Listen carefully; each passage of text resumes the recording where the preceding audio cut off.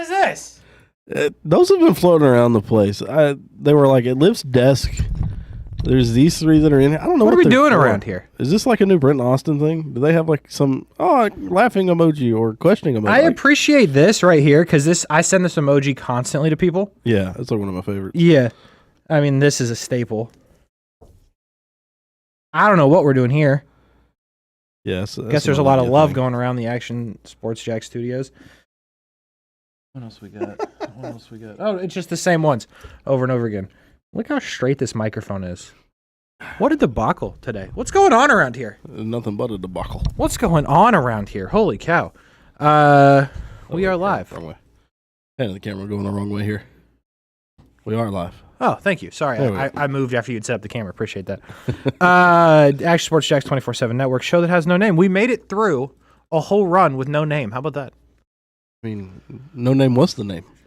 Yeah, I know. But, like, I'm just, not that anyone was real concerned about the work we were doing here. Anyway, nobody said, hey, you got to. They did multiple times before we started, hey, you should probably have a name. I said, no, we're not doing a name. I'm not doing Nick and Casey. I'm not doing Casey and Nick just because everybody else did that. I'm not going to name any names, Brent and Austin, Young and Norvell, Miller and Moulton. I'm not saying that everybody else did name and name, but we're not doing that around here. Jason Hamby, he branched out. He said Stadium Pulse had nothing to do with a name. Like it. Fleet and Footy aren't names, but it is and. So, not sure how I feel about that, but at least it's not name and I name. like Fleet and Footy. Yeah, it's better than name and name. So they get the pass. Yeah. What is Stewart's show? The NASCAR show? Oh, the Cup Date. Cup Date. Fantastic. Nothing and. You gotta love it. Gotta love the respect. The and thing is just so weak. No, Sorry. props to Weber on that too. Like that branched out from just a BAM. I know. On prime time. That's right. Said, I'm gonna take it and go have like full half hour. Bro went from 90 seconds on Saturday and Sunday nights to a full show. And he does a good job with it, getting all sorts of like actual driver interviews. He does. He low key. I'm not gonna say he works harder than anybody because Brent will like start. Brent gets very offended if you tell him he doesn't work hard. So my phone will start blowing up if he's paying attention.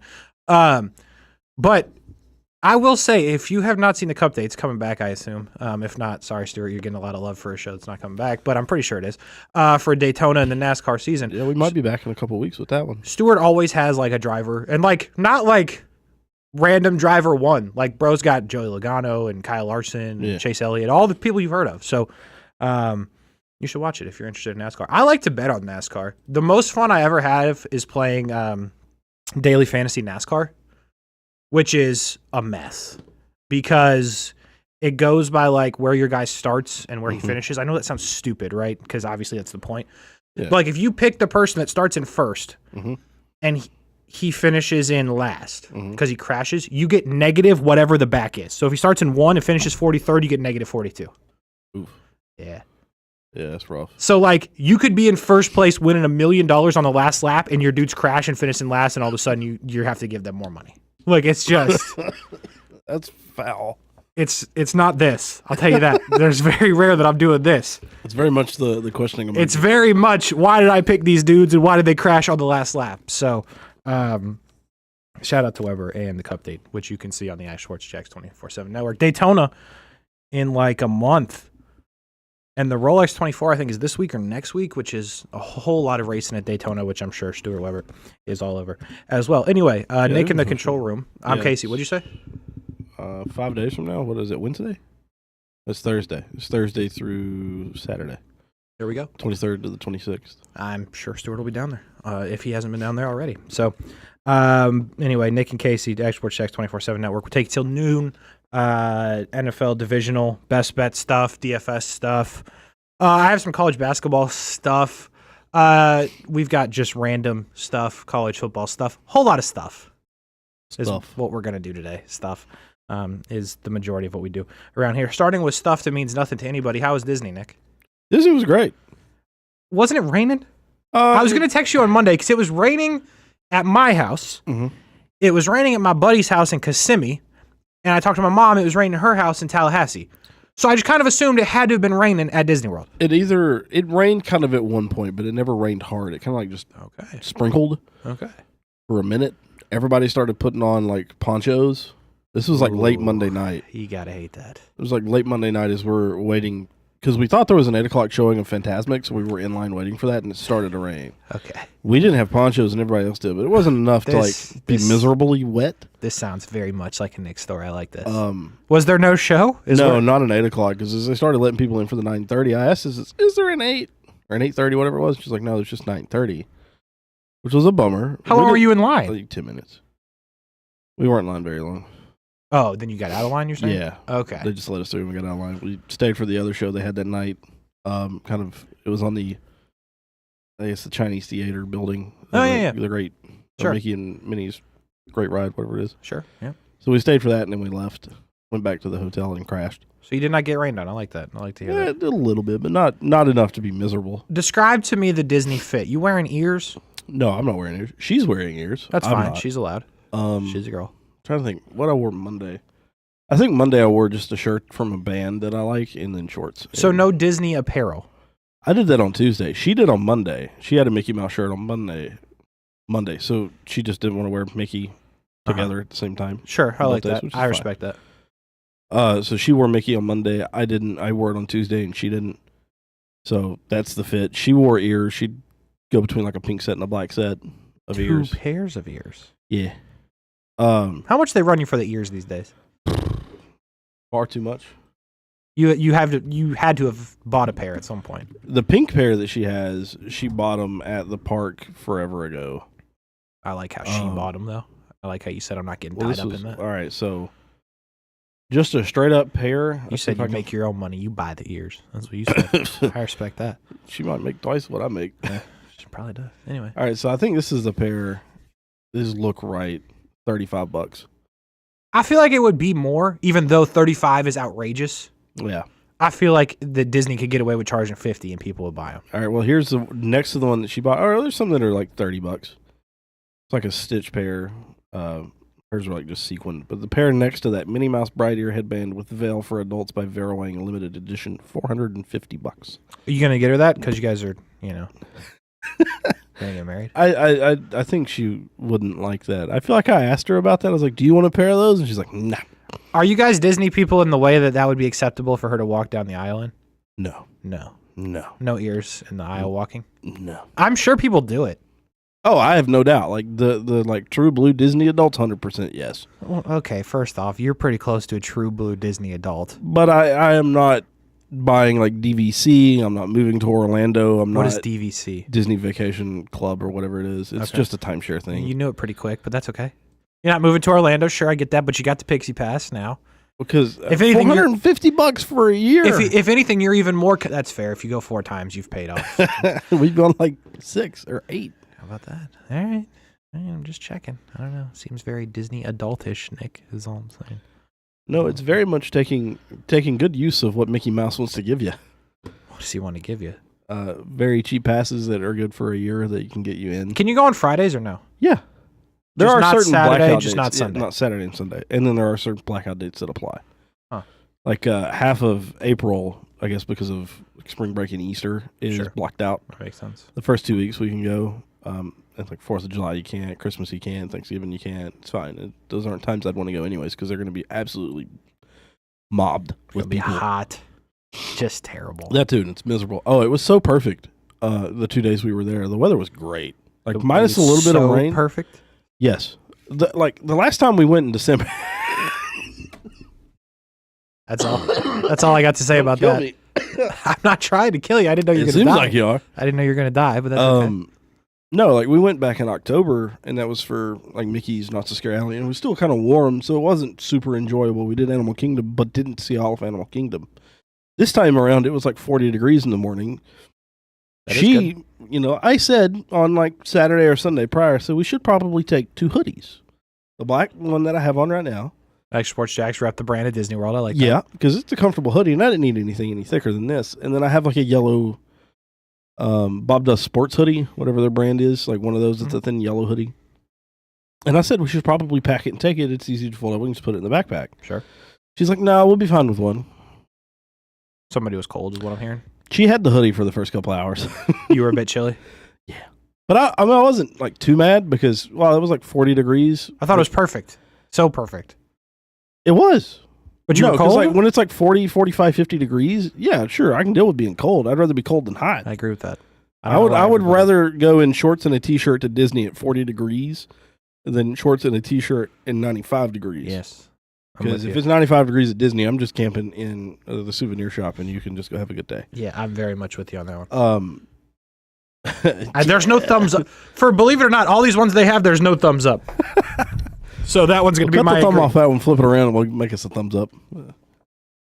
There you go. That's my agree for that. But no, like the weather was perfect because it didn't really rain. If it rained somehow when we were on rides because we come back out and I swear like the asphalt concrete, whatever it is, looked wet. And I was like, well, okay, I guess it rained. But no, it was great. I mean, so Monday we did Hollywood Studios. The only thing that sucked about the whole trip really was Monday. The food at Hollywood Studios, bad. Yeah. Everything we got was lackluster. Like I went to Woody's Lunchbox, got a brisket melt sandwich. It sounds pretty decent. When I had it in February, it was last February. I thought it was great. You're saying in the last calendar year, the brisket sandwich at Woody's Lunchbox has changed. Something happened. Something happened. No, I don't know. Maybe it was just a bad day. I think it's really what it comes down to is somehow like the whole park just had a bad day as far as like food making goes. Do you think maybe it's just you? No. Like if you're telling me all of Disney World was off, do you think that maybe it was just you? No, never just me. That's all I'm saying. But because it was like everywhere we went, it was okay, but nothing to write home about. And then Tuesday was Animal Kingdom, and we didn't rope drop it, but we got there pretty early, and like did the safari, did whatever the exploration station thing is they've got out there. We saw all of the like walking paths, rode all the rides we wanted to. Did you see any animals? No. On the whole safari, you didn't see no animals? Not a single one. Yeah, we saw animals. Okay. Saw plenty of them. Giraffe? They actually got kind of close at times. Yeah, giraffe. Rhino? Yeah, those stayed far away. Tiger? Like the backhoe one because it was just chilling on a rock. You ever think about like if the tiger went rogue? Yeah, I thought about it on the like everybody's the dead. fact that they never go rogue. Well, if you pay attention on the ride, there's like a moat between where the tiger is and where the like. He could clear it. Sure, if he wanted to, but I don't think these are in danger or feel threatened to the They're fact not, that they have to. But like, just if the tiger did one of these, snack. Yeah, he sure you're done. Multiple people are dying. Yeah. There's multiple animals that, like, if the rhino went rogue and just straight bucked the trolley thing, yeah, multiple people are dead. There's a chance, yeah. I wonder what they would do. I think they'd I'm sure there's like zookeepers that they have, and they've got guns loaded with tranquil darts. Shoot the animal right as it's about to happen? Because that would be a story. No, because they wouldn't recognize it fast enough to do it as it happens. And I'm sure if they recognize a threat on the ride early enough, they'll just shut the ride down. Sure, but I mean, you never know what a tiger's thinking. Yeah, it's a split second. Or a lion. The lion? Yeah, the lion will mess some people up now. There's cheetahs too, if they could get clear of the thing. Ain't nobody catching the cheetah. No, that thing gone. That's mayhem in the park. Now you're talking about real life Jurassic World, but with animals. They make a movie about that. Universal would make a movie about the Disney real life experience. That'd be something. Universal's got dibs on a ride that is Disney themed because of that. That'd be hilarious. Oh.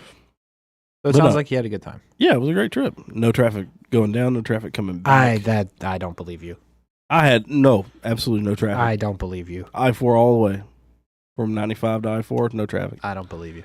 No traffic. There's no scenario that's true. That's 100% true, buddy. I wish I could show you the drive time. Because there was no traffic. There was none. Not a chance. Absolutely not a chance. Roller coaster guy or no? This will be good. Kind of, but kind of not. Explain. So, like, we did Slinky Dog Dash, which is a pretty mild coaster. Okay. And I've heard of it. I've actually been on it. Yeah, it's a nice coaster. It's a Disney coaster. They don't get too fast. Well, I wouldn't say it's a nice coaster, but it's very much a Disney ride. Yeah. Yeah, so it's slow. It's like 40 mile an hour, so it's not very fast. I think I just need to ride them more to get used to them because there's a bit of existential dread in the first drop and first couple 100 feet of the track. You got a better chance to die on the safari than you do on the Slinky Dog. I know, but I think it's the moment in which it feels like this is slightly out of my control. Oh, yeah, that's fair. And then once you get past that, you're fine. In fairness, everything's out of you. I mean, you could No, you're right. just as well die on the magic, or not the magic, the teacups where you spin around. If you accidentally get chucked out of there, you're cooked, getting run over by a teacup. Yeah. Death at Disney. That's the movie, actually. That's the Universal movie. Death at Disney. But, so no, not a roller coaster guy. I think I want to be, and I think I will eventually become one, because I want to go, if we can ever make it happen, I want to go to Universal and ride Velocicoaster. So here's the thing: you could make it happen. You just got to show up and go. Yeah, but like paying for tickets and stuff. I mean, when you've got a free pass essentially to Disney. That's fair. I hear you. I spend $200 on a ticket to Universal. It'd be fun, but it's whatever. It's a vastly different experience in Disney. I'll tell you that. I have no doubt about that. Yeah. Given it's less peachy and nice.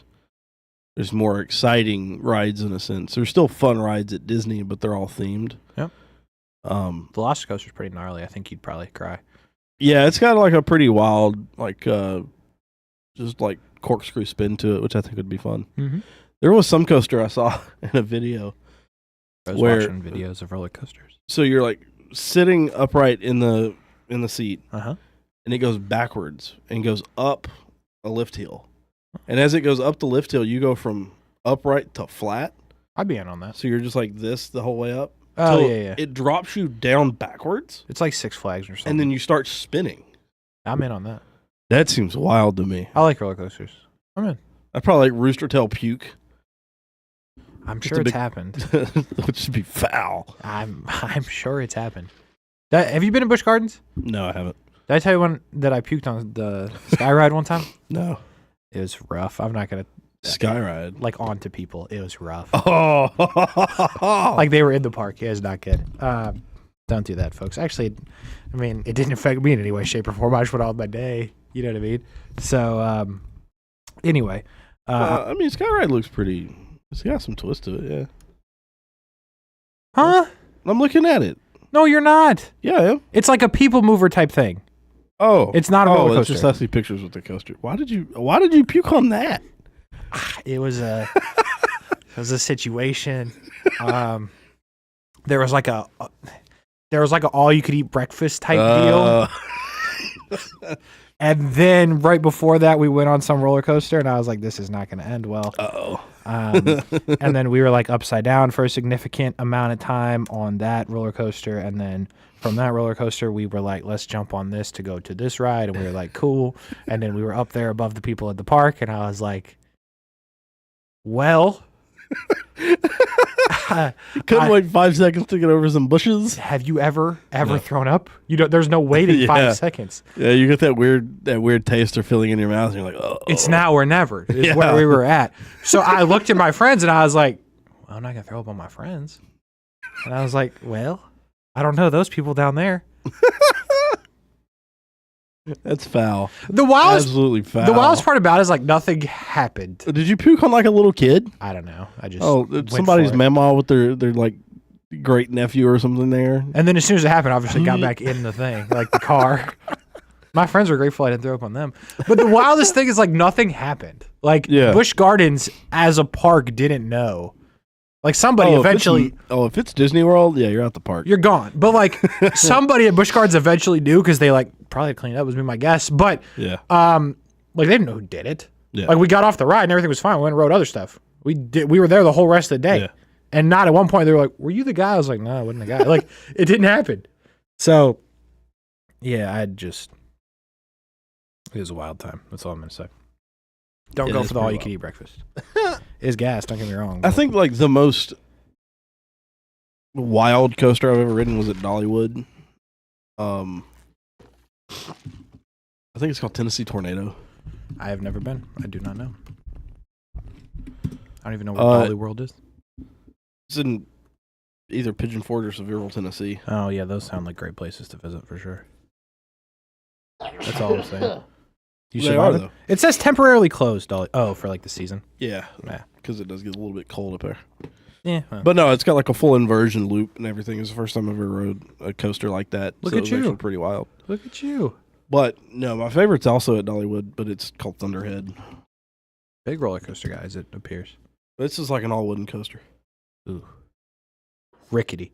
You surviving back there, or is this going to be the end of young Nick as we know him? It might be the end. All right. Anyway. All right, we move. Well, you try to survive and fight for your life back there. Sports is at least mostly the goal of what we do here, but not always. But, sometimes you just got to check in on people and see how they're doing. So we check in on Nick at Disney World, and we move from that. Is it annoying to you they still haven't played the college football national championship? I know it's always on a Monday. I get that, but it feels. Talk about how wild Monday is. How much we have going on Monday? It's a national holiday. It's MLK Day. Yes. You have the inauguration of the 47th president. Yes. And then you got the national championship game. Busy day. It's so dumb how it all fell on one day. Busy day. And Monday is such a dumb day for the national championship game. Put it on Saturday. Hold on. I want to go back to that, definitely. But it is a busy day. But also, is it that busy for people that aren't in news? Because think about it. Most people on Monday are off. Yeah. And both of those events just require you don't even have to watch either of them. Yeah. This isn't a political thing. This is I've never watched anybody be inaugurated. Yeah. So not watching that. And I would watch the national championship if it was on a Wednesday morning. So news, I get it, busy day, but there is there's a lot going on, but at the same time, it's a wildly busy day, is what I'm saying. It's wild that all of them are on the same day. Now back to the actual point. Yeah, when we did the show last week, we knew who was playing in the national championship. They still haven't played. They don't play today. They don't play tomorrow, and they don't play till 8 p.m. on Monday. I understand that's how we've always done it, but if we can change everything else about every other sport. Think about how much, just first off, college football has changed. Transfer portal, NIL, all that. Baseball has changed unbelievably. Every sport, the NBA has changed unbelievably. Every sport continues to change what they do and how they do things. And the national championship is a week and a half later than it has been. Or not has been. A week and a half later than the final two semifinal games. And we still haven't played it, and you've had plenty of time. Yeah. I just think it's you could do one of many things. Could have played it yesterday. I think that could make some sense. Friday night. I understand people go out, but the national championship is if you care about it, it's also a national holiday. A setup event yesterday? No. College, the national title game, the national holiday. I get you. If you want to watch it, you're setting a time and you're not going out on a Friday if you were going to go out, right? Yeah. You could do it either of these 2 days. Work with the NFL because the NFL games today are 4 and 7 or whatever it is. Do a classic 1, 4, and 8. You be the 8 p.m. game if you're college football on either Saturday or Sunday and make it one mega day. But no, Monday. We got to move past the Monday thing. It sucks. It's been so long since they played football, I barely remember who's playing in the game. Yeah, it's dumb. It's just, it's dumb. Not great. There's no other way to put it. It's dumb. College football is a Saturday sport. It is. It's always on Saturday, should always be on Saturdays. I don't care about Thursday night, week 0 games. Put it on Saturday. That's the day it ought to be. Yeah. That's the day the national championship should be. I don't care if you got to push it a week out, or not a week out, a couple days out, whatever. You got to figure something out. Maybe the NFL slides back to Sunday. You got ESPN, you got Fox, you got CBS. Just put it all on Sunday. I mean, you could got play 4 games and 3 networks. You can figure it out. You could do both, though.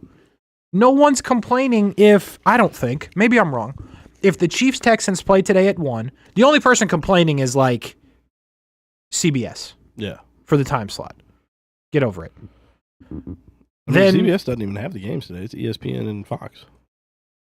CBS has Bills 6:30 tomorrow, which is Bills Ravens. Bills. Okay, so sorry ESPN, get over it. You're at 1. Then whoever you said have it at 4, and then have the national championship. I guess that'd be 2 ESPNs in one day. I don't know. Figure it out, right? I'm not a genius, but in my head, I've already kind of put together that this could work. All right, if ESPN's too busy to do 2 games one day, slide them to Sunday, move somebody up. I don't know. Whoever has the Super Bowl, give them the crappy 1 p.m. time slot that's still millions and millions and millions of people are going to watch the game. Like, people wouldn't collectively look at it and go, well, damn, Chiefs-Texans is at 1. I'm going to have to miss that one. No, you're moving your whole life around. That's how the NFL has worked. Yeah. You could play it on a Wednesday morning. I just said it. People are going to watch. Remember COVID year when games were getting moved left and right? They played games on Tuesday afternoons. Yeah.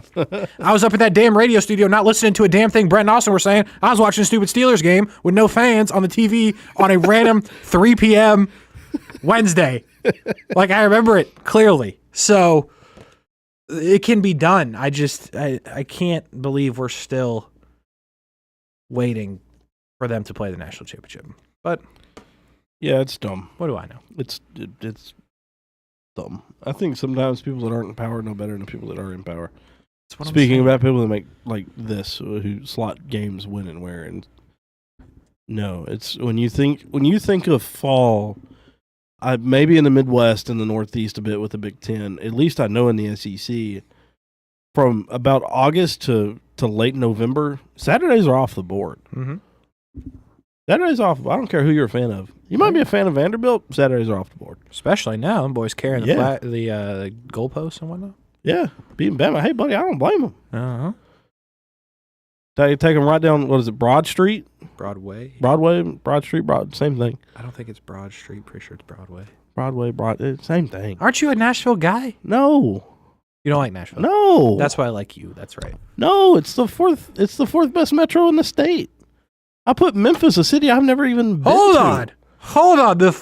I'm not from Tennessee. I've been very few times. But I've been to some of the other major, if you will, cities. I have not been to Memphis. I haven't either. And just to be real with you, I don't plan on going. I've been to Nashville. I've been to Knoxville. Yeah. And I've been to, are you saying Chattanooga? Yeah. Okay, I've been to all three of those. Uh-huh. I am not a Nashville fan. But just to confirm, you're telling me Nashville is fourth of 4? Yes. I would put Memphis ahead of it. This is thumbs middle right here. That's what that means. You can't see anything, but this is thumbs middle. It's supposed to look like that. Nashville to me is just it's a tourist trap now. Uh-huh. But none of the other 3 are tourist traps. They're all still really decent, good cities that you can go visit and see really neat stuff, do really neat stuff, and have a good time. In Nashville, what are you doing? You're, quote, honky-tonking because there isn't a honky-tonk left. It's Jason Aldean, it's Luke Bryan, it's whatever. Morgan Wallen. Yeah, throwing, launching chairs off the top rope from Eric Church's spot. I'm with you here. This is thumbs up. It's a tourist trap. I don't like it. The heart and soul of the city's kind of been sold out to the industry, and it doesn't retain any of that. So to me, the character of Nashville's kind of lost. Plus the Titans are there. Yeah. It's thumbs down. Nobody cares about the Titans. Predators are there. That's thumbs down. Yeah. That's all they got. Nashville Sounds are there. That's thumbs middle. I don't, discriminate to minor league baseball. But anyway. And that's why, never have I said, yeah, let's go to Nashville. Uh-huh. But I thought, it'd be kind of cool to go to Memphis, see Bill Street, see all the Blues, and I said it would be interesting to go once. Yeah, no. There are cities I think you can look at and say, let's go once. The Grizzlies are there. That's a thumbs down. I'm indifferent about basketball. Thumbs middle. Memphis Tigers, depending on the program. If it's a football program, thumbs 3/4 up. Is their coach still Ryan Silverfield? I think he is from Jacksonville. I think so. Yeah, he's a Jacksonville guy. If that's the case, then thumbs. But if it's the basketball program in Penny Hardaway, it's double thumbs down. It's thumbs up for Ryan Silverfield, still the head coach, Jacksonville guy. What's wrong with Penny Hardaway? There was some beef between him and Tennessee a couple seasons ago. Where he just shut up. Thumbs up. Penny Hardaway, good guy. No, we don't like Penny. We do like Penny. But I think honestly, and I'm going to sound like a homer when I say I think Chattanooga is the best of the bunch. That's just disgusting. But here's the thing: Chattanooga's definitely last. It's not. It's definitely last. It's not. It's 4 of 4. Bang for buck, what you can go to Chattanooga and do. Bang for buck. 10 times better. What can you do? Walmart? No. They have the last standing Kmart. What can you do in Chattanooga other than get in traffic? There's, I think, the world's largest freshwater aquarium. There are lookouts, mocks. You got Bang for your buck. Yes. 2. Is it free? Professional soccer teams. You can go. Here's the thing. You can get anywhere in the world.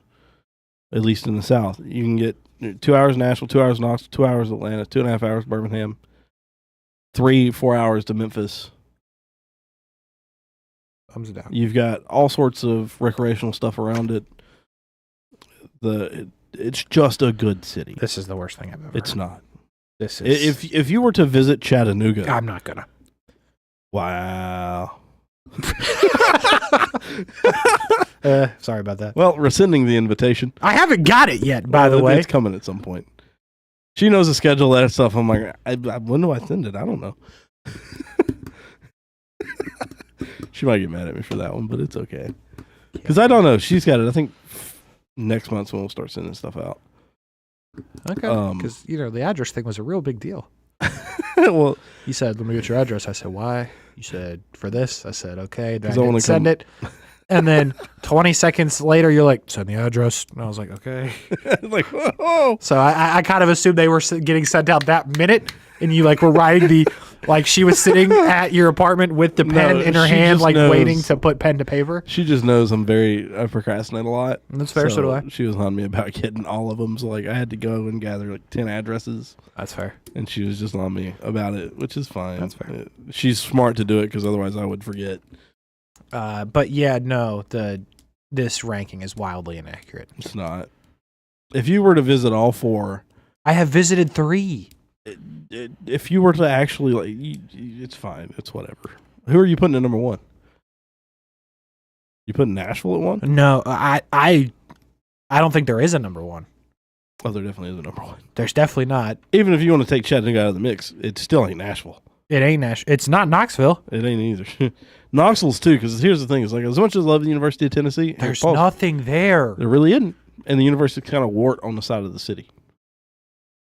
The whole okay. No, if you've been to Knoxville, you've seen the stadium, you've seen where Neyland, you've seen where TVA is. I have all of that. It's kind of just a wart on the side of the city downtown. Mm-hmm. I love it. I love going downtown on game day. I love it, but it still kind of is a wart on the side of the city. And really, Knoxville helps. It gains a point or two. By 45 minutes down the road is Pigeon Forge. It does not which gain. is Thumbs down. The mecca for Southern people to go on vacation that isn't Myrtle Beach. There's 3 places. There's Panama City Beach, Pigeon Forge, and Myrtle Beach. All of those sound terrible. 2 of 3 are terrible. 3 of 3 are terrible. 3 or 3. When you go Pigeon Forge, it depends on when you go, and it can't be too bad. 3 of 3 are terrible. I can't even tell you. My grandpa calls Pigeon Forge something, but I can't even say it on the show. Oh, Lord. You get the idea. I think all of Tennessee should just start over for the most part. Wow. All of the cities. Just kind of think what you're doing there, is what I'm going to say. What were we talking about? We were talking about college football, were we not? Yeah, we were. We were talking about how the national title game should be played on Saturdays. Then how did we get to this? I have no clue. Okay. Anyway, national championship. We got to do something better. Yeah, it's got to move from Mondays. Mondays are an opportune, even if it doesn't fall on a holiday, which it may. I don't know if it'll fall on a holiday next year with MLK Day or not. I feel like you could just schedule it that way, though. Yeah, but then, no, I don't know that you could. I think you could. Theoretically, you could. I think but you I could. don't know that it would happen. But you could. You could. Don't now, you can't when you add more teams in. Yeah. But that's not next year, right? That's a couple years away. I don't know. Are they adding? Are they expending again? Yes. Oh, I didn't know they were. Yes. Yeah, you can. I mean, it'll push the national title game to late February. Which now you're talking, which is odd because then you're talking about. Now, granted, there's nothing going on Pro Bowl week, even though the Pro Bowl's going on, but that's so far. Well, the Pro Bowl. Where is the Pro Bowl held? It is in Orlando, Florida, baby. Yeah, but what arena stadium thing? Camping World Stadium.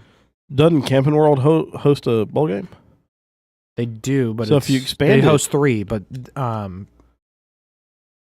mean, they're done early. Now they would Camping World would be in the running if they do all playoff sites. Yeah, because the New Year's Bowl that they have is at least somewhat Citrus Bowl is somewhat important. Yeah, if you will. It's a Citrus Bowl. It Can't is. spell citrus without UT. No, you can't. But they weren't in it this year. No. So move on. Do you know who that is? What? Spurrier. The Spurrier quote. Is it really? Yeah. Huh. As much as I hate him for being Steve Spurrier, I love him for who he is. I saw Steve yesterday. As a person. How do you see Steve? Don't worry about it. Oh. Thumbs middle, my guy. Interesting. Thumbs middle. Interesting. Where were you at last week on the winner of the national championship? I know where I was. I forget where you were. Who did you think was going to win? Probably Ohio State's what I was thinking. Do you still feel that way? Because we've had plenty of time to think about it, clearly. I feel like there's another theme I've seen show up, and is that if Ohio State isn't careful, they're going to walk into a Michigan game again. I could see that. Where they're going to play a really gnarly defense that's going to just throw them off. And my heart wants Notre Dame. My logical brain says it's going to be Ohio State. And you still feel that way? Yeah, which is unfortunate. Because I really don't want Ohio State to win it. No, I don't either. I got a friend that's an Ohio State fan. I just can't deal with it. I think they're a terrible fan base. We were talking. I think my friend is terrible, huh? He's probably a decent human. I'm saying collectively. Not. Oh wow, okay. He's not. I love him, but dude's terrible. He's questionable at the best. No, but I think me and Jason were talking about this yesterday on Stadium Pulse. It's like, who's the most hated team of the two? Ooh, I don't think it's Notre Dame anymore. I think Notre Dame is on the cusp of. Pause. Listen to me. I think Notre Dame's on the cusp of knocking this funk that they've had off for like the last 15 years, ever since Brian Kelly was the coach. Where it's like they're good and they're in big games, but they can't win them. If they go out and play good defense and shut Ohio State down or keep them in check and win the game, it's gonna it's a team right now I think that can't be hated because of Marcus Freeman and where the team's at. They can be hated. They can be hated, but I don't think the hatred is as fair as it may have been 2 years ago, or even with the NIU loss. Like that, at the NIU loss is like a marquee, like, oh, there goes Notre Dame losing somebody shouldn't lose to. But they regrouped, got back into the game, played good football the entire year. Mm-hmm. Great defense. Great. I don't know that you can't necessarily hate them like you normally have in years past. You can still dislike them and hate them if you want. I just think the overall character of the team with Marcus Freeman is a team that you can't hate like you used to. But not a bad on the flip side, Ohio State, boiling hatred 365 days a year. Boiling? Yes, boiling hatred.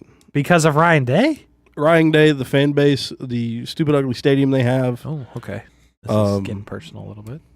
It's not. I mean, yeah, you can say I'm a Tennessee fan. We got lost. Yeah, sure, we lost the game, but that was all on us. I hate them, but I wouldn't say boiling. I feel like for most of the country, there's a boiling hatred. See, here's why I don't like Ohio State. I don't personally have a boiling hatred. I just don't care about them. I don't care about them either anymore. I hated them originally because that's where Urban Meyer went when he said he was done coaching because of health when he left the Gators and then turned around and went there. That's why I hated them. Yeah. But that has since worn off. Yeah. I don't like them. Mm-hmm. I do not want to see them win. But I understand Ryan Day is unlikable, even to his own fan base sometimes. I've interacted with Ryan Day multiple times. Not the friendliest dude. I almost look at it more of like, I don't hate Ohio State. I think it's more fun to make fun of like the Ryan Day thing because he gets so like the press conferences after they lose and he looks like somewhat whiny, basically. So I almost think it's funnier to like look at it that way because if they do lose, then imagine how whiny it's going to look then. You know what I mean? Yeah. And now they may very well win, and then it won't look too whiny, and then I will be slightly annoyed to your point, to your overall point. But I still got a feeling here that Notre Dame gets it done. 8.5 points is the spread. Favoring Ohio State. Yeah, Ohio State minus 8.5. The only thing that's going to kill Notre Dame here is if Ohio State jumps out. I said this same thing with Texas. Mm-hmm. If they get out to like a 10-0 lead, Texas is going to be in trouble. Mm-hmm. It's the same thing with Notre Dame. If Ohio State gets a 10-point, 14-point lead, it's ball game.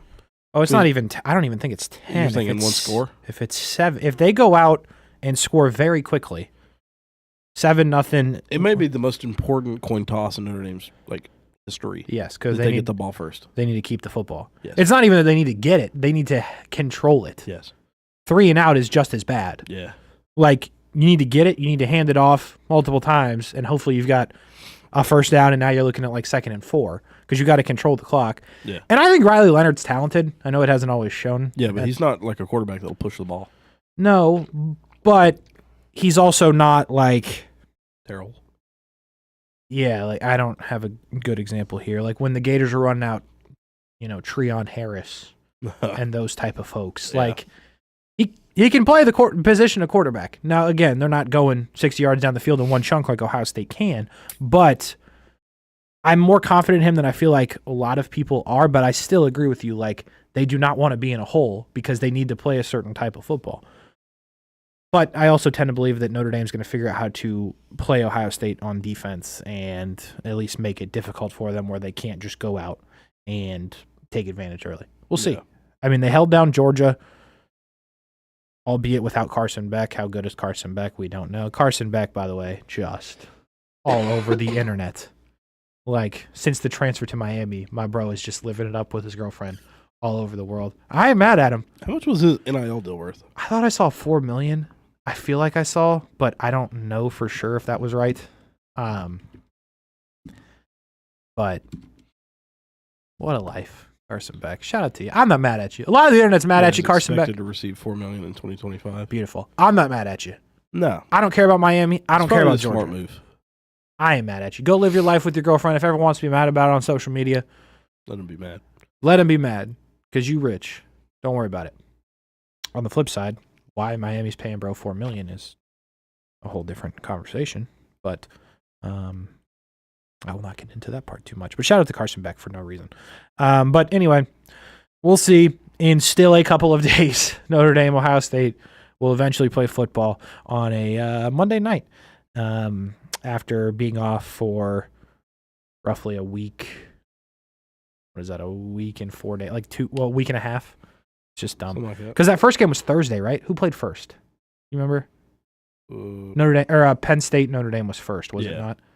So, I mean, they played last Thursday. So you're talking about all of a week and a half since they played football. Whatever, I guess. We'll go to break in a second. Remember when I used to ask you the ticket prices of stuff? Mm-hmm. What do you think cheapest ticket is for the national championship game? Oh. Mercedes-Benz Stadium, Atlanta, 7:30, Monday, January 20th. 643. 643? I'm kidding. That's a bit high. Where is it? Mercedes-Benz? Mercedes-Benz in Atlanta. The Atlanta version, not the New Orleans version. Remember, Notre Dame, the biggest brand in college football. Yeah. Ohio State, as you've mentioned, very big brand. Notre Dame has not been in the national championship in a long time. Neither is Ohio State, I guess. I'm just going with a flat number, 300. No. Higher? Higher. Was I closer on my first guess? You were closer, but you were still nowhere in the hole. Are we talking four figures? Comfortably. Comfortably? 1,300? Hold on, let me get my thumb. Holy mother.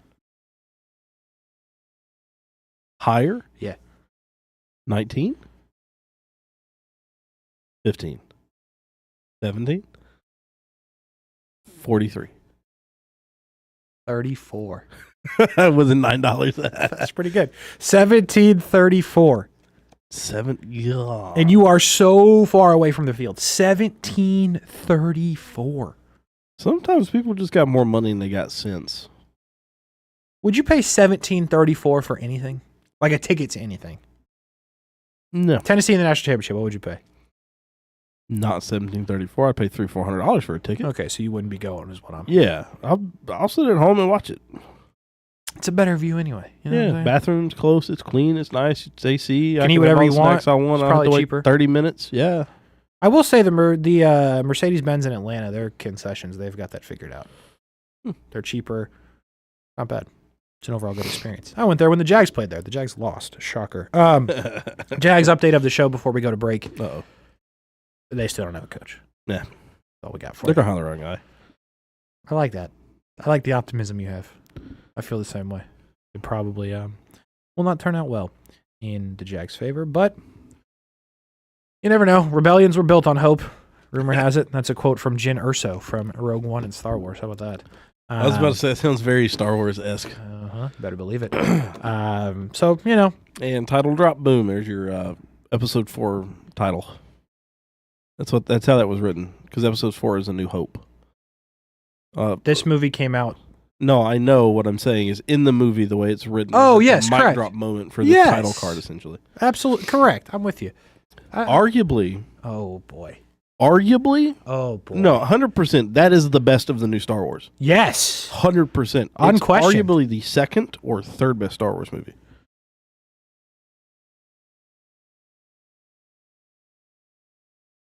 What Episode what are the 5. other two in the conversation? Okay, Empire. And then A New Hope. And it's like maybe 2. I think 5 is the best. There's no like ever changing that. But like A New Hope and it are kind of like tied. I think it bridged episode 3 and A New Hope so well. That was the first Star Wars movie I'd ever seen anyways, by the way. Rogue One? Yep. Then why are you ranking anything? Because I've seen them all now. So what? Once? No.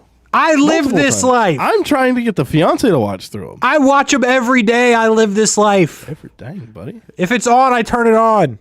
All right, fine. How How would you rank them? I love Rogue One, though. No, Rogue One is fantastic. It's definitely the best of the new ones. I went and saw it. I was a senior in high school because this when it came out. It was like 20. It came out late 2017, but I would have seen it early 2018. Okay, yeah, that sounds about right. No, late 2016. I'd have seen it early 2017. I graduated in 2017. You graduated in 17 from high school? Yeah. How is that possible? I'm 16. I don't know. How old are you? 26. Okay. Go on. Sorry about that. Honest mistake. Like I saw it because we had a buddy that like his house burnt down, and it's a big story of like. So there were a group of us in high school that were really no bueno, thumbs down. Poor Steven.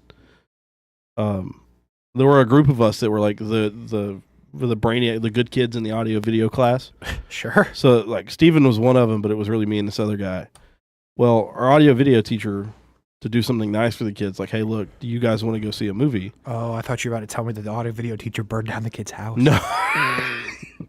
I was going to be like, oh. I would have said, look, it's not That's a funny, dark side twist. but I would have had to do it. So, I mean, he took us or him and the 3 buddies, like the 3 of us, we all went and saw it. And I'd never seen Star Wars before, but I was like, fine, I'll go see it, whatever. And I left the theater thinking, okay, I get it. Like, I always thought, like, these are dumb movies that are forever old and they're nerd stuff and this and that. When I was younger, I hated the quote or the thought of being a nerd.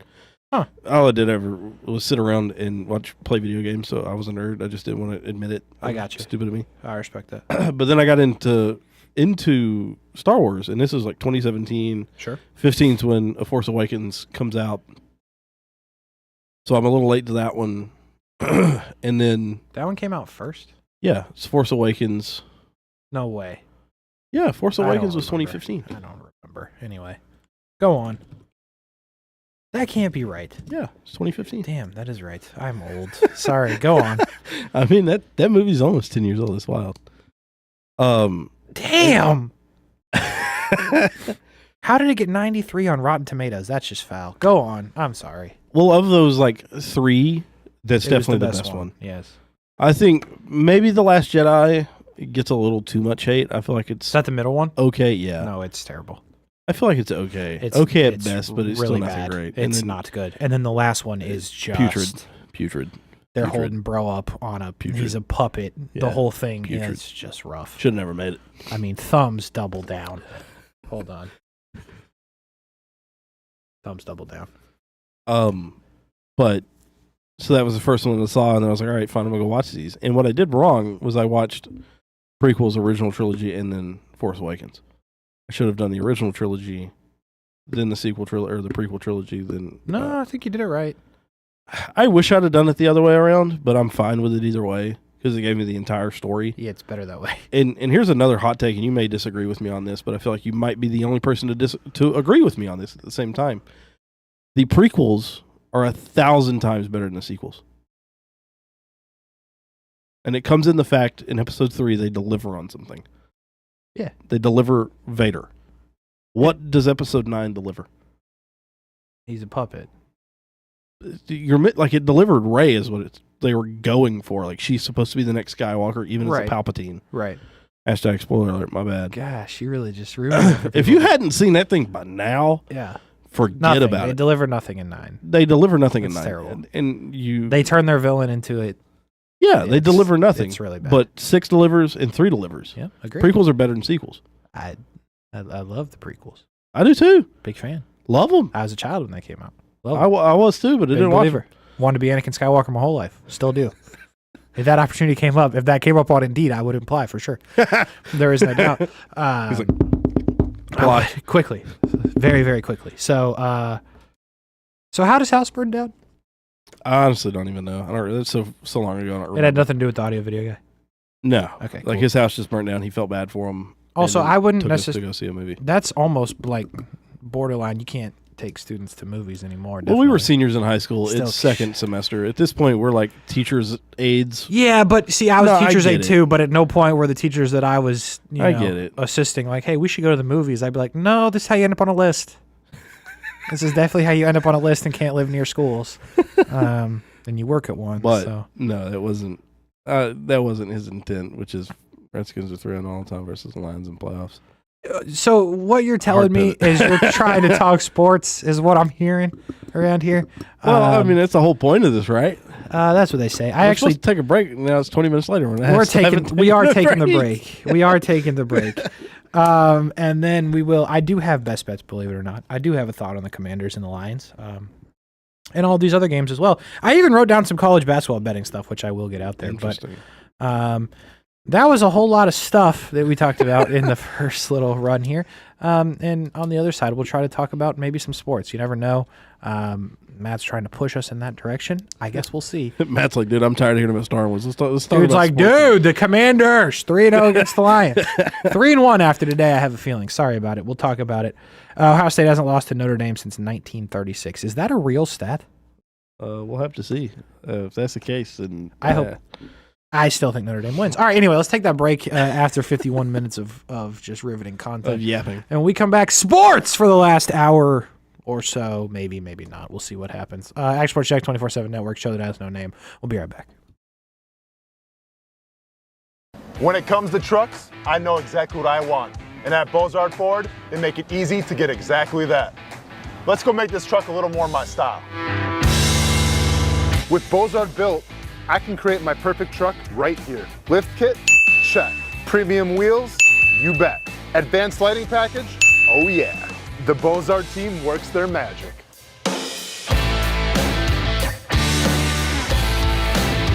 From bumper to tailgate, I'm making this truck mine. It's everything that I wanted and more. From the field to the gym to weekend adventures. This truck's built for my journey. Bozard Built. Customized for your lifestyle, built to exceed your expectations. Check out the inventory and available options at bozardbuilt.com. Unleash your dream ride. Customized, covered, and Bozard approved.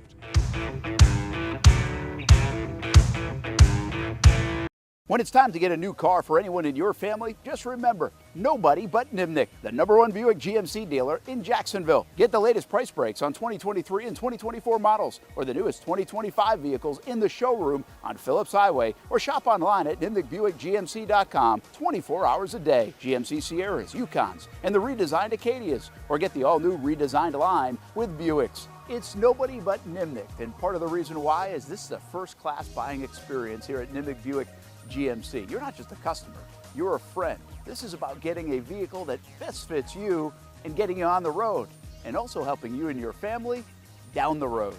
Nimnick has a treating you right guarantee, courtesy, respect, fairness, and most Buicks, GMCs, and Jacksonville's only Car Bravo dealer, nobody but Nimnick. Who has put in the most years and stands behind a better experience? Nobody but Nimnick. GMC, we are professional grade.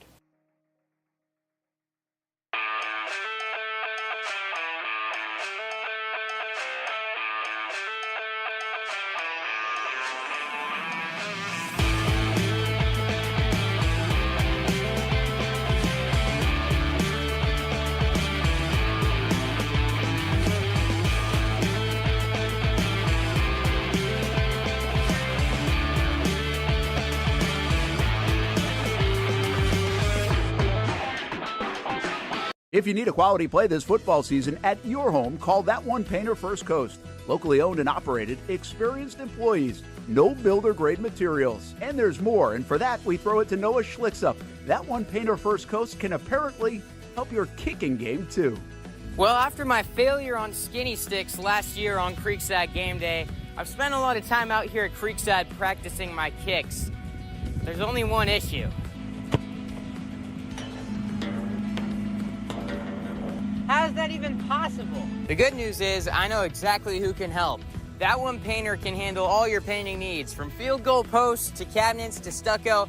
They got you covered. Though they may not be able to help with my kicking, they can certainly help with the posts. Call That One Painter First Coast today for all your painting needs at 904-495-1373.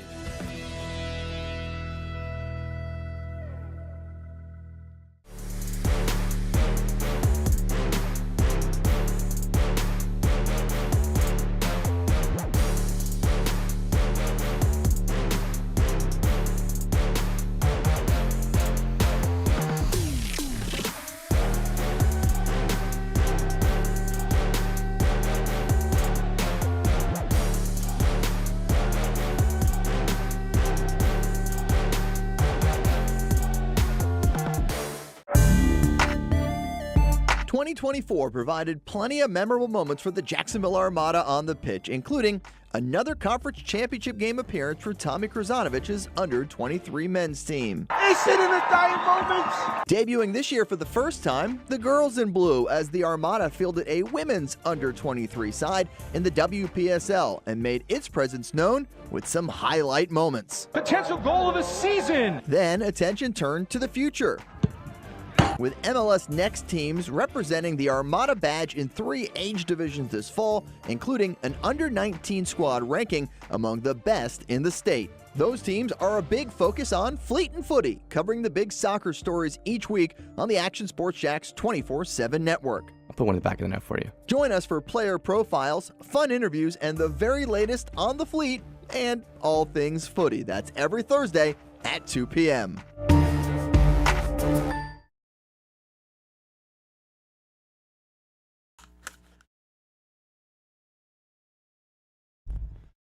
Fleet and Footy. Yeah.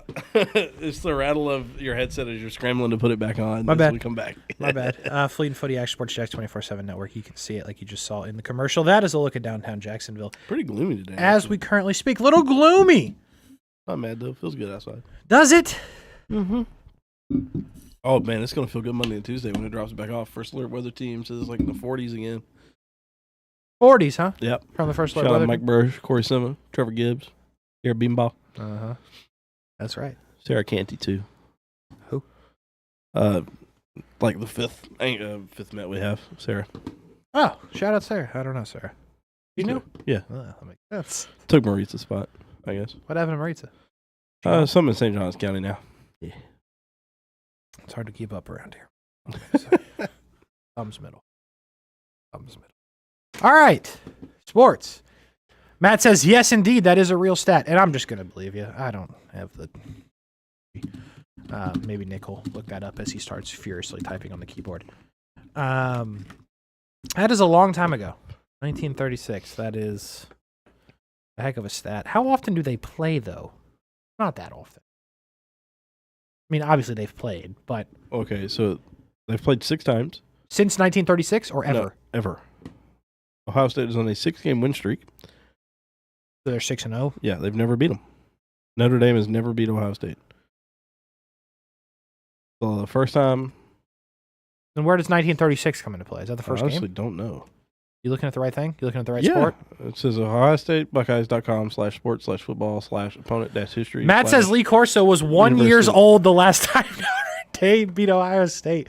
Well, then where are you getting your information from? Bro, he just knows. Because I have 95-96 home. Ohio State wins 45-26. Okay. Next year, 96-97, they win 29-16. Okay. Fast forward to 05-06, win 34-20. No, go back. Go the other direction. No, there's nothing past that.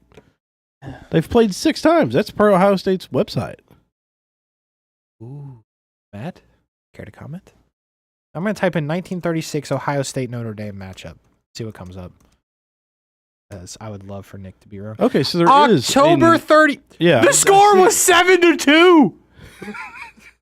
That's the only it was the Indy SMC Observer. That is the Notre Dame, I assume something. Yeah. October 30. Is that Halloween? Halloween 1936? Did Halloween exist in 1936? That's a good question. Well, okay, and there's one Damn, before Lee that. Corso was born in 1935? That's actually the bigger thing that I'm on now. Huh. That's a crazy Lee stat. is kind of ancient. Bro, August 7th, 1935. Living legend, Lee Corso. Rest in peace, Bob Euchre, by the way. Oh, yeah, R.I.P. Not that that has anything to do with anything. Just thought I should work that in. That is a heck of a stat. Nick, I don't know what you found, but I mean, it's clear as day. October 31st, 1936. The OGs remember. 7-2. All Ohio State could figure out was a safety in the football game. It was a windy, rainy October day in South Bend, 89 years ago. Fuck, I don't understand. Oh, they only got the safety because they were running out the clock and the quarterback was running backwards. So it should have been a 7-0 shot. They dominated them. Holy cow. Matt, I appreciate the stat. Yeah, seriously. It's a pretty interesting fact. So then they didn't play for 59 years? They were embarrassed. They got dominated in the 30s. 7-zip. Should have been 7-zip. Yeah, that's something. Here's the thing. Notre Dame's probably still mad about those 2 points. They're going to get back and get right in this football game. I don't know. I still like Notre Dame. I'm intrigued by Notre Dame. Let's put it that way. I really want them to win. I think defensively they can, but I said that about Tennessee, thinking they could keep Ohio State's offense in check. It made me look. I have very few IQ points. Well, I there's got a few many things that have anyways. happened here that have made it look that Hey, direction. easy. If anybody saw the recorded show, eat there'd be no coming back. easy before I take us off air. Like, yeah, that's fine. I'm going home.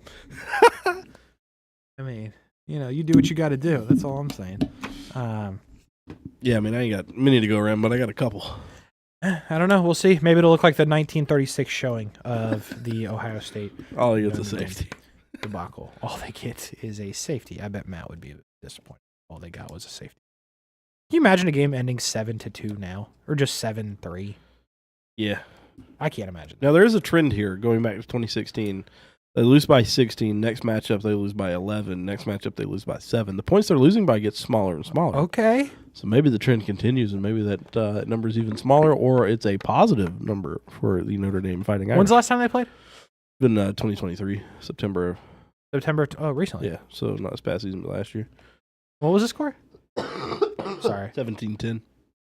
No, actually 17-14 Notre Dame, my bad. Just a 3-point loss last time we played.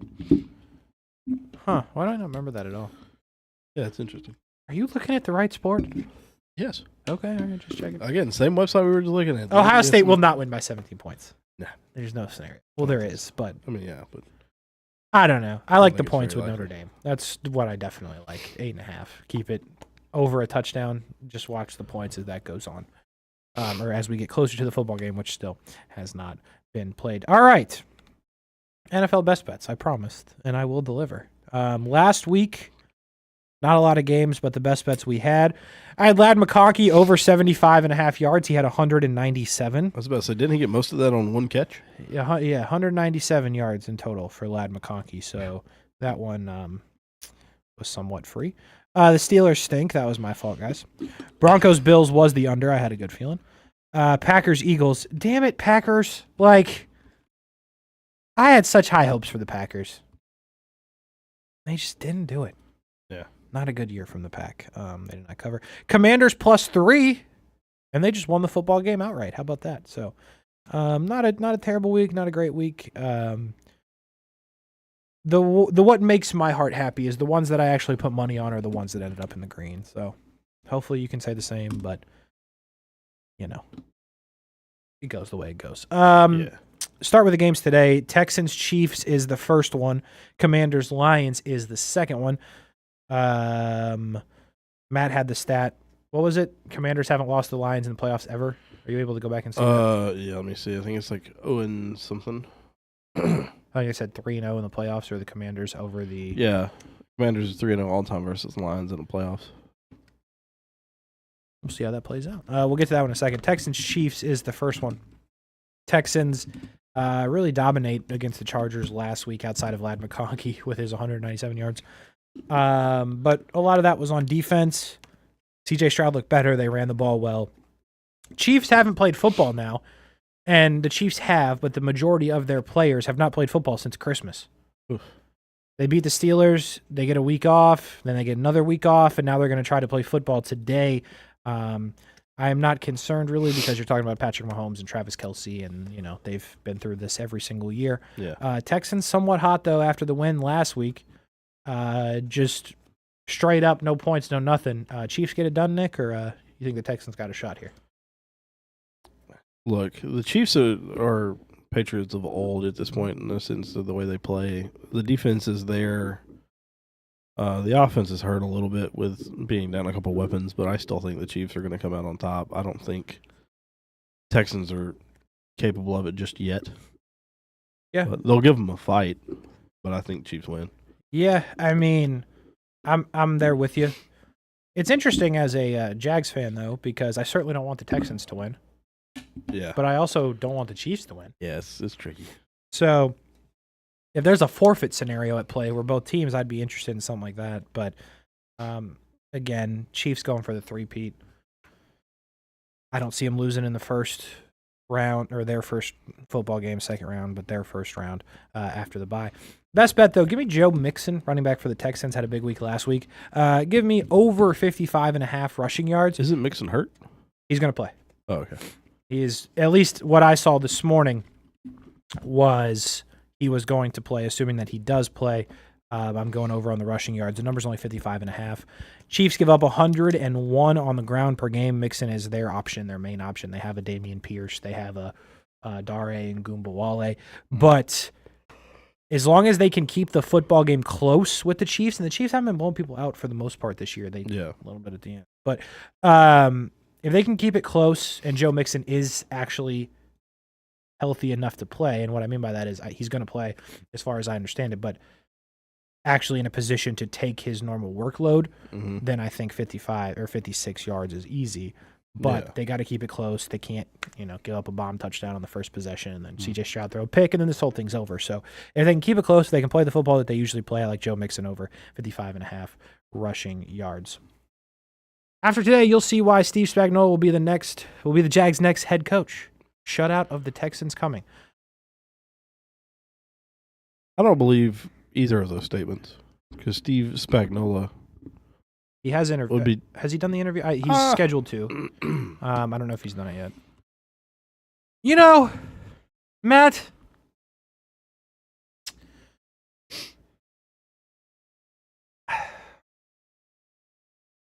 I'd be a little disappointed. I'm not going to lie to you, Matt. I really would. Not that the Chiefs have had a great defense.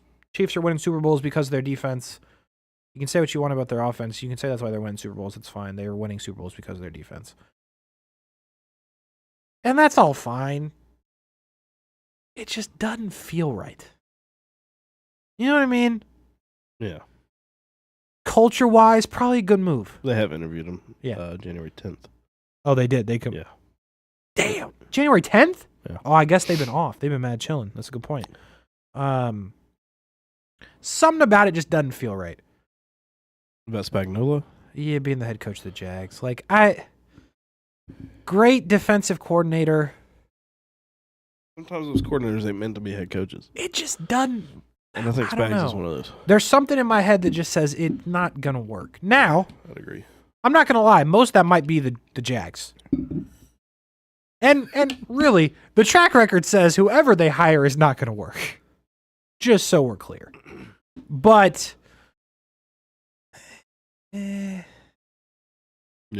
If that came through, if I was on Twitter and I saw a little notification from Brent A.S. Jacks, because I don't get any inside information anymore, folks. I have no idea what's happening, and I won't know until the rest of you know. If I saw the little tweet from Brent A.S. Jacks that says Steve Spagnuolo will be the next head coach of the Jacksonville Jaguars, I'd be like, all right, I guess. Now, in fairness, Matt, I don't really know who I want to be their head coach. And I think this is mostly just like a Jags thing. Because there's a lot of great options. I think Ben Johnson, great option. I would be somewhat excited about Joe Brady. I like Joe Brady. Yeah, it would be an interesting hire. It would be interesting is definitely a good word to put it, but I think I could get on board with Joe Brady. Everybody was really upset when I cut this video about Brent and Austin talking about Robert Saleh, but I'm going to throw this back out there. I would be intrigued by Robert Saleh being their head coach. Yeah, I think any coach who goes through the Jets, I feel bad for. I feel like it's just an organization that figure itself out. Mm-hmm. So, and I like Saleh. He's never given me anything that I don't like him. But he's a defensive mind. I think, sure, after Doug, you don't want to go offensive mind again. I think you could. I think you should. I agree. I think it 100% should be the focus of who you go with in this. But going back to what I said, and I said it kind of half-heartedly, they're going to hire the wrong guy. I think that's going to end up being true, though, unfortunately, because they're not going to be able to land somebody like Brady Cook. Or not Brady Cook, Joe Brady. My bad. I was thinking Missouri Tigers quarterback guy. That is a wild thing to be thinking, but yeah. I don't know why it came up. Known Missouri Tigers quarterback Brady Cook is a hell of a pull right there. Well, I was talking to Zach about it yesterday. About Brady Cook? No, about who the best quarterback in class is. It's not Brady Cook. No, he was joking because he's a Missouri guy. Yeah, get this guy. No, it'll be Jackson Dart. Oh, here we go. I'll die on the hill. No further comment, but I'll die on the hill. Saleh, I wouldn't be mad at. I think Ben Johnson's the guy everybody wants. I'm fine with an experiment, but at some point you got to figure out like somebody that's going to work so where you don't waste Trevor. See, here's where I'm at. Just to, I guess, do this now. Before they hired Doug, I remember having this conversation on the radio, and it was, I don't care if they win or lose. Can we just score points in Jacksonville? I'm back there. Yeah. Because you couldn't score anything. I'd love them to win, right? Yeah. It would make me thrilled if they won. But if they hire Ben Johnson, if they hire Joe Brady, if they hire Todd Monken, if they hire Liam Cohen, if they hire anybody who coaches offense, and Trevor Lawrence looks damn good and they lose games 31-35, okay. You know what? I'll accept it. I don't know if everybody else will, but I'll accept it. You know what I mean? Like, just give me the guy that makes Trevor Lawrence look like the best possible quarterback and make sure that he is the guy that you paid $50 million to. Yeah. You know what I mean? $275 million total, 100 and some odd guaranteed, $50 million a year. Like, is that asking too much? And I don't think that happens if you hire a defensive coach. I get it. You want to stop the other team, set the culture, whatever. Great. Score points. But you've seen guys like Kevin O'Connell. What? I keep getting names wrong. Pulling these random quarterbacks. Well, because they got the same names, and I'm confused and half sick. But you've seen guys like O'Connell in Minnesota figure it out and be the offensive guy and set that. And now he's got a good defense with Flores, and they've interviewed Flores. They have. That would certainly be something. I don't think you have to be a defensive guy. You don't have to be an offensive. Just be a good coach, and you can establish the culture then. Like it doesn't have to be one way or the other. So the thought of like, only a defensive guy is going to set the thing. No, you just hire like whoever that you think is the best leader of men, who's not going to lose the locker room, is going to coach football and do everything for that team that they can. You find that guy. That guy's going to find the pieces he needs to complete that exact objective. Do that, and you find the guy you need. Yeah. My other concern here with Spagnuolo, by the way, would be who's the offensive coordinator. Yeah. Because don't come at me with the Matt Nagy. God forbid. I'm not doing that. So I don't. Just score points in Jacksonville. Let's have fun in Jacksonville. Like, there's one thing to lose. They interviewed. Oh, they've interviewed everybody. They've completed it. Kellen Moore. No. You don't want Kellen Moore? Not as my head coach. It doesn't sound You right. wouldn't want him as an OC?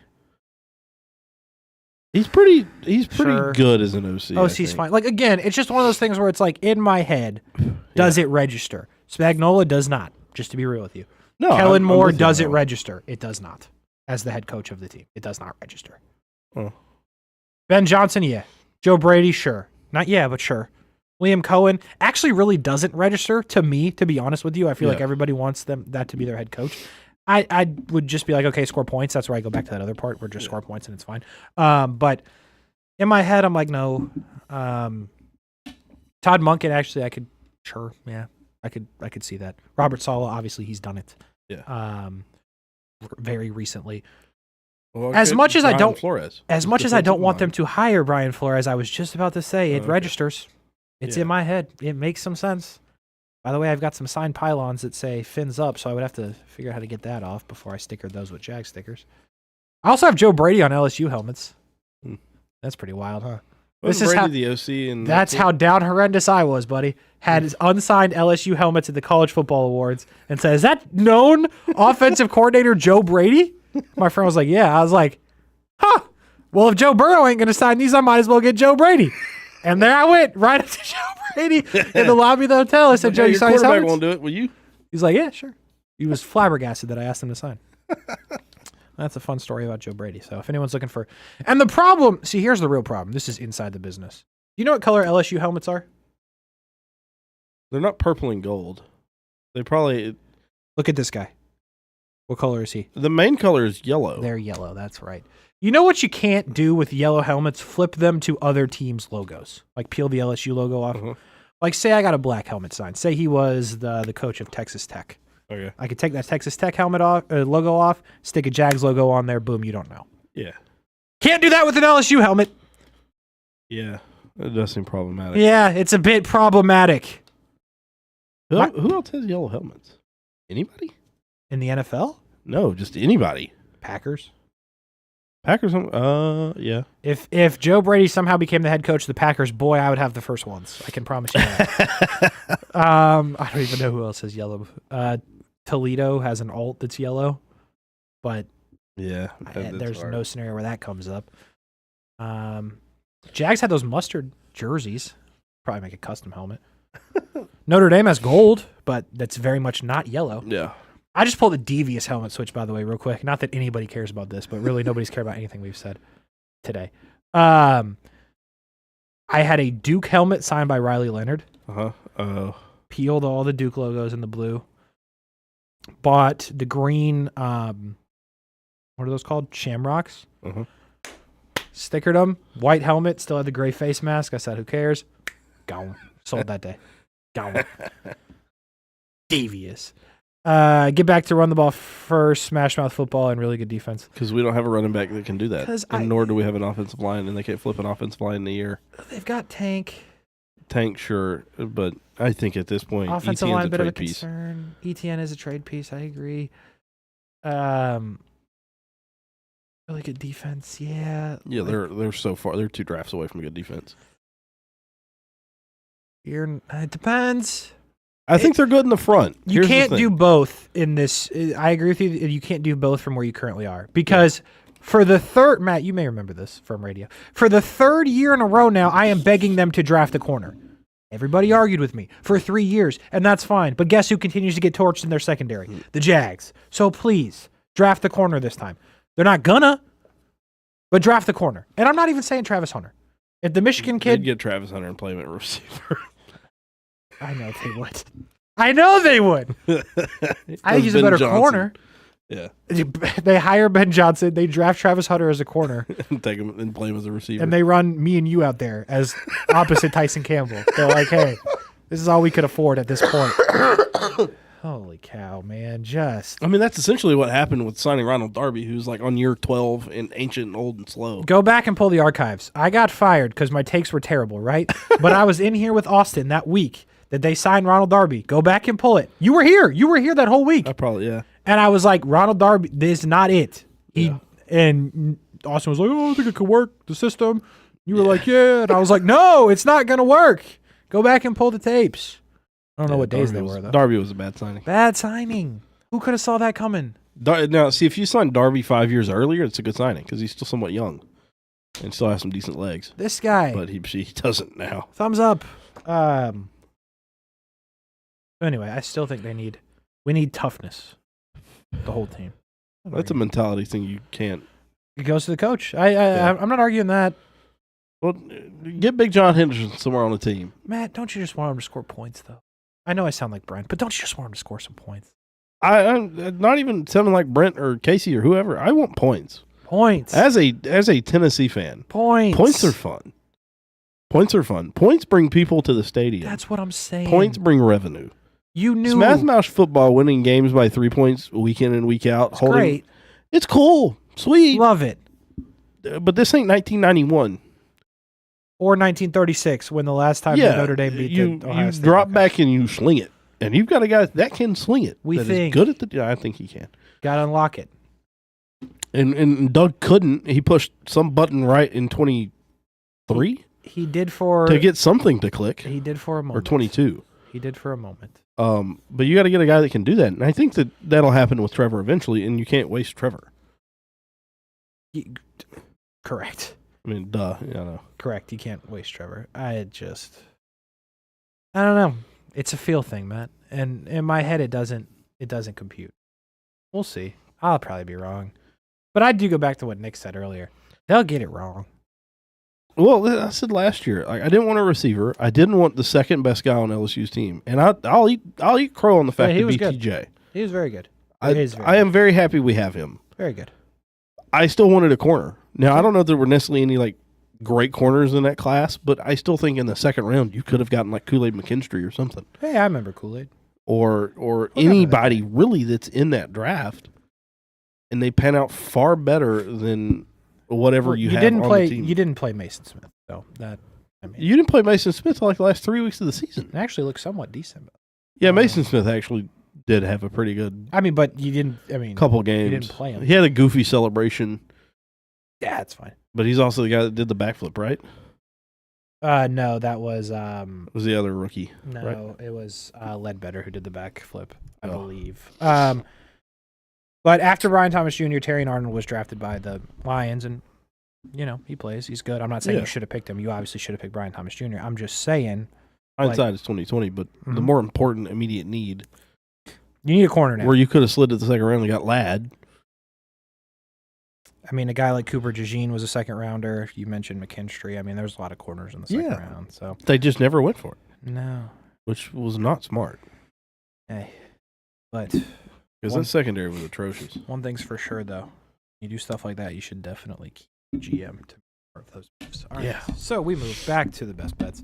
Commanders, Lions. Commanders, I don't want to say shocked the world because a lot of people thought they were going to win the football game. They beat the Bucks.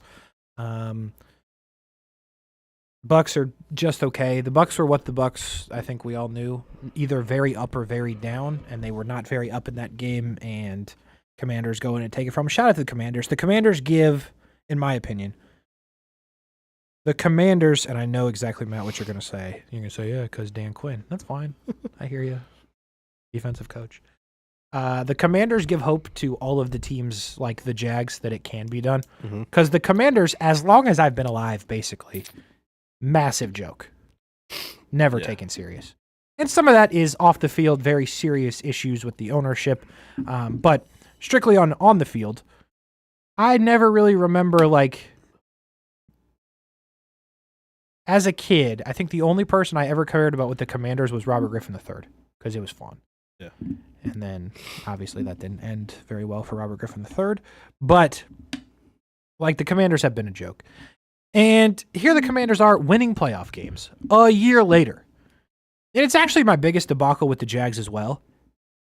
How do the Commanders, a laughingstock, a unsafe work environment, a unsafe stadium to play that's the stadium fell apart on Jalen Hurts,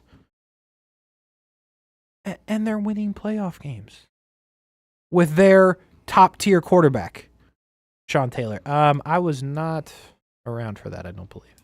Or at least to the point where I knew what was happening in terms of football.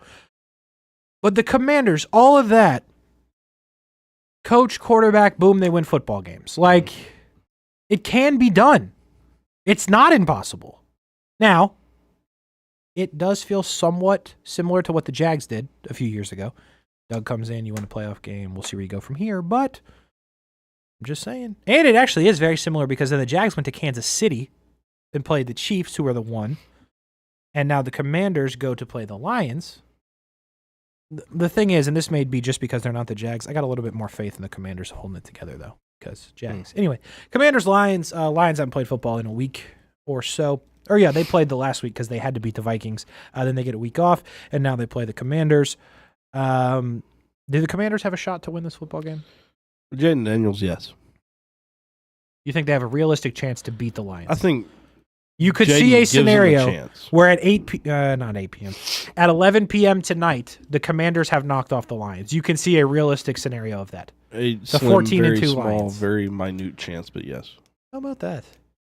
I think the Lions are too defensively sound for a team that has a rookie quarterback that is very legit. Doesn't have great offensive weapons outside of Terry McLaurin. Agreed. The tight end's not very good. I don't know other Ertz is running backs. old. He was good. He's just Yeah. old. Brian Robinson, Austin Eckler. Yeah. So I and defensively, I don't know what they've got that's going to stop just the offense that Detroit's got. Not many people do though. Stop Detroit. But the Lions have made it happen with all the injuries they've had all year. It'll be interesting to see what the Lions come out and do. With all the expectation, people think they're going to win the Super Bowl. What does I'd it love look like? to see them win it. You'd love to see him win the Super Bowl? Yeah. Why? I love Dan Campbell. I want him to get one. I don't want to see any of the perennial losers win. Like the Lions. Somebody in the NFL's got to find hope as a perennial loser. And I want it to be the Jags. Yeah. Well, if it's not the Jags, then give it to a winner. Give it to known winners. Okay? Don't let it be the Texans. Don't let it be the Lions. Don't let it be the Commanders. I mean, if it's got to be the Chiefs, then I would take the Chiefs over those three. Who else is still playing the football? Eagles, sure. Rams, whatever. Bills, fine. Ravens. Yeah, don't let it be the Commanders, Lions. Don't let it be anybody that plays football today. Give me one of the other teams that play tomorrow. And I don't like the Chiefs, but better than the Texans, better than the Commanders. Don't let the losers win. That's all I'm saying, because that's where the Jags are. This is the game the Lions defense and all those injuries come back to haunt them.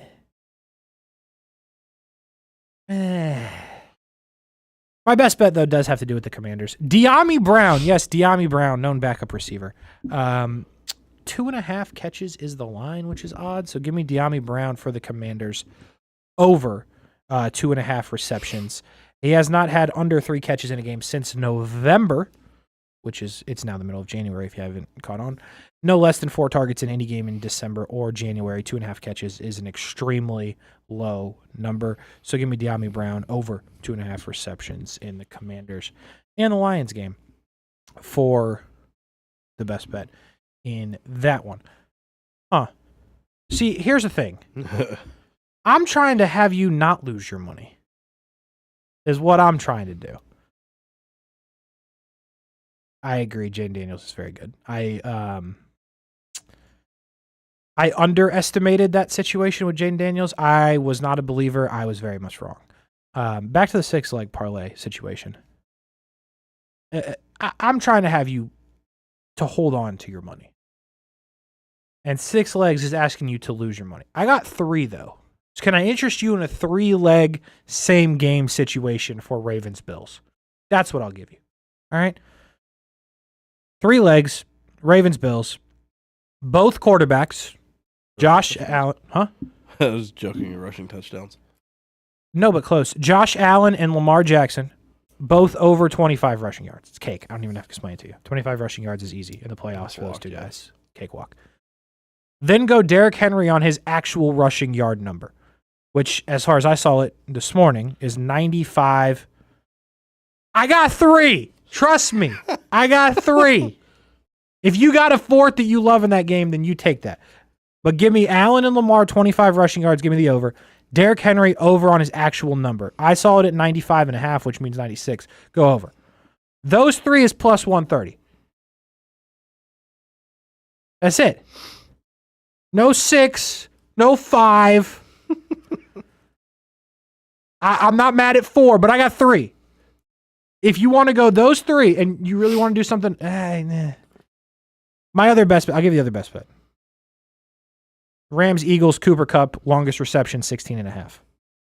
Cooper Kupp, where's he been? I have no idea. Bro's catching 1 football a game. Here's the good news. All of those 1-catch games, except for the one that he had 0 catches, has still been over 16.5 for the longest reception. It's in that 22, 29 range. Fine, I'll take it. You're damn right. That's how we negotiate around here. Cooper Kupp, in all of the football games he's played this year, that number's 12. Only 3 times has he not had a reception. I got to think about how to talk here. At this number. That didn't make a lot of sense now that I hear it out loud. 9 times he has had a reception over 16.5 yards, is what I'm telling you. 9 of the 12 times he's gone over the number. Cooper Kupp, longest reception, over 16.5 in that game. Same gamer, 3-leg, Ravens, Bills, Allen Jackson, over Allen Jackson. That's crazy. No? Nothing? Nothing on the Allen Jackson? Huh? Oh, my, forget My it. bad. I was looking at a tweet. Oh, my. Josh Allen, Lamar Jackson, over 25 rushing yards, and Derrick Henry over his number. Wait, back to the Allen Jackson thing. I must know now. I said Allen and Jackson, and then I stopped because Allen Jackson. But except for it's ALAN. I know! Over 25.5 rushing, or over 25 rushing yards, not half, just straight 25. Derrick Henry, 95.5 plus 130, you're straight. Cooper Kupp, longest reception, over 16.5, you're golden. De'Ami Brown, 3 catches. How you doing? Joe Mixon, 55 rushing yards is the questionable one, but that's what we're going with. I'm glad we were able to negotiate this down. And by the way, all this is from Hard Rock Bet in Florida. I don't know where you're located to make your bets, but we use Hard Rock here in Florida because, well, we have to. Because that's all we got. But those are the best bets for the playoffs. Let's take a break. And when we come back, I've got college football, or college basketball. You a big college basketball guy? You looked like you were about to die. Oh, my goodness. Oh, my goodness. What just happened to the man? I had the sneeze. I know, but you came back to acknowledge what I was saying and then just died. All right. We'll get our stuff together. I had the sneeze now. Yeah, Florida, the lines are crazy. I am a college, bit of a college basketball guy. I don't follow it super intently, but. So I got some college basketball stuff that I am intrigued by today. A couple of games. Yeah, Florida. Shout out Florida. We're in Jacksonville. I assume you know that by the name of the channel, but you never know. This is the show that has no name. This is not the Scrap House with Austin and Casey. That's on Wednesdays, folks. Wednesdays. I am Casey, though. All right, point at it, see if you can get it right. Just think about it for a second. You can get. So you're giving it a thumbs down? No, I'm. You almost made me cuss on it. It's over there. Okay. Me and Austin, if you know Austin, if not Austin, very much UFC fighter, former Jag. We talk wrestling, WWE, even some AEW at times on Wednesdays right here on this very channel. We will do it again next Wednesday. I got big beef with the WWE after last night. Uh-oh. Long-awaited return of Charlotte Flair. The suspense was killing everybody, and they decided to run a package and let people know that she's coming back. I thought that was absolutely stupid, rather than having it be in surprise when she does indeed return. So more on that and all kinds of wrestling stuff. It was dumb. All kinds of stuff like that on Wednesdays, 7 p.m., the Scrap House with me and Austin, and we will talk about that and all the other things going on in wrestling. Me and Nick, though, will close up the No Name Show.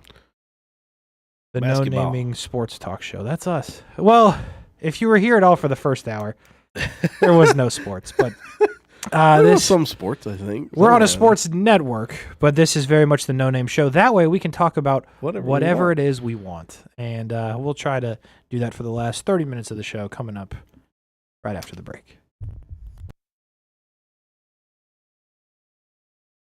When it comes to trucks, I know exactly what I want. And at Bozard Ford, they make it easy to get exactly that. Let's go make this truck a little more my style. With Bozard Built, I can create my perfect truck right here. Lift kit? Check. Premium wheels? You bet. Advanced lighting package? Oh yeah. The Bozard team works their magic.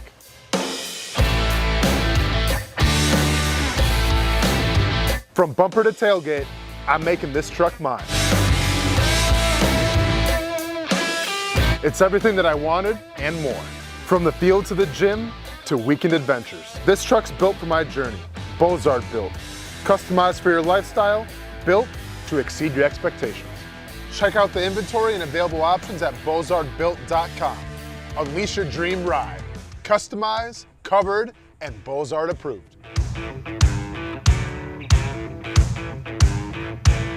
When it's time to get a new car for anyone in your family, just remember, nobody but Nimnick, the #1 Buick GMC dealer in Jacksonville. Get the latest price breaks on 2023 and 2024 models or the newest 2025 vehicles in the showroom on Phillips Highway or shop online at nimnickbuickgmc.com 24 hours a day. GMC Sierras, Yukons, and the redesigned Acadias, or get the all-new redesigned line with Buicks. It's nobody but Nimnick, and part of the reason why is this is a first-class buying experience here at Nimnick Buick GMC. You're not just a customer, you're a friend. This is about getting a vehicle that best fits you and getting you on the road, and also helping you and your family down the road. Nimnick has a treating you right guarantee, courtesy, respect, fairness, and most Buicks, GMCs, and Jacksonville's only Car Bravo dealer, nobody but Nimnick. Who has put in the most years and stands behind a better experience? Nobody but Nimnick. GMC, we are professional grade.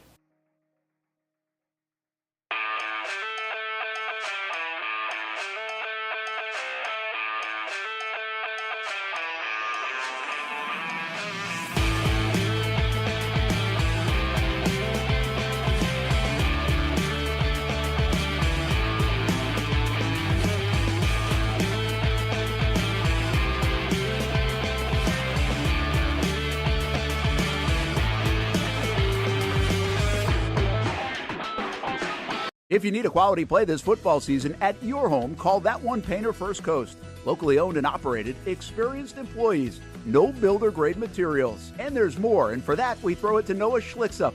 That One Painter First Coast can apparently help your kicking game, too. Well, after my failure on skinny sticks last year on Creekside game day, I've spent a lot of time out here at Creekside practicing my kicks. There's only one issue.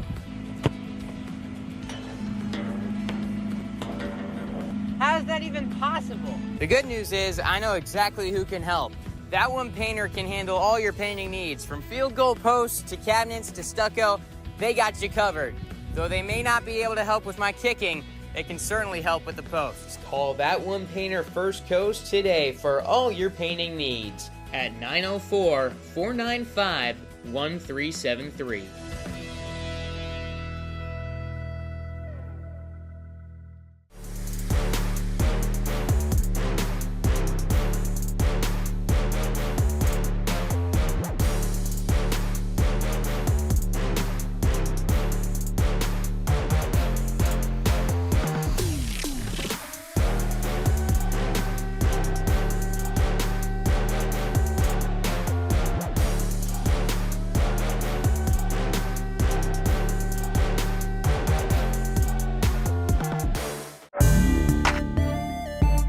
'24 provided plenty of memorable moments for the Jacksonville Armada on the pitch, including another conference championship game appearance for Tommy Krasanovich's under-23 men's team.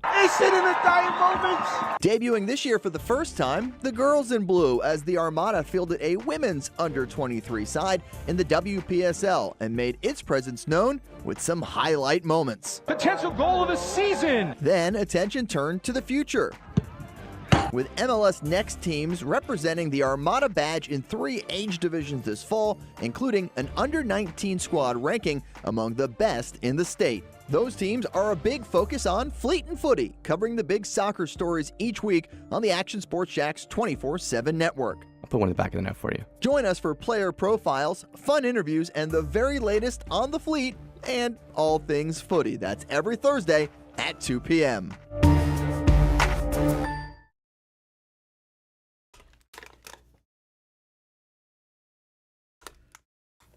Welcome back. Oh, boy. Yeah, remember break times around this place are a little tricky sometimes. Yes, it is around these parts, but we will power through for the last 20 minutes of our careers. Is that a good way to put it, or? Yeah. You probably have a career after this. Eh. The last 20 minutes of the career. We're going to do the best we can on the Action Sports Jax 24/7 network. Looks like a calm day out there in Jacksonville. Looks a little chilly. Maybe Hopefully even it some is. rain afoot. Well, let's check on the Action Sports Jax or Action News Jax. First alert weather team. You're checking in with them live? No. Okay, I was going to say. I was not prepared. Yeah, I'm just calling up Michael Barish. Don't call him Michael. Mike. That's just odd. Chief. Anyway. 20 minutes to get the show that has no name. Max Sports Jack's 24/7 network. Countdown. Yeah, you could do that. That is All right, high of 69, nice. Low of 56. It's currently 67 and fair. and That is fair. per Mr. Trevor Gibbs. How about that? Thanks, Trevor Gibbs, for the update as we check in with the First Alert meteorologist and the First Alert weather team.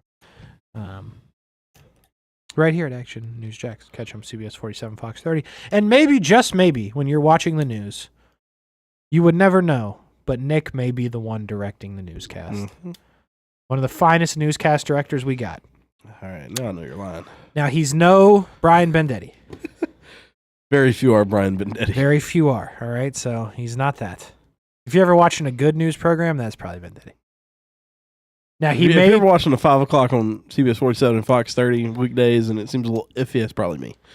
Now Nick may be no Kim. I don't know what Kim's last name is. What's Kim's last name? Lots. Lots? Yeah. L-O-T-Z, like big? Lots? Well, Big Lots is LOTS. Oh. He may be no Kim Lots.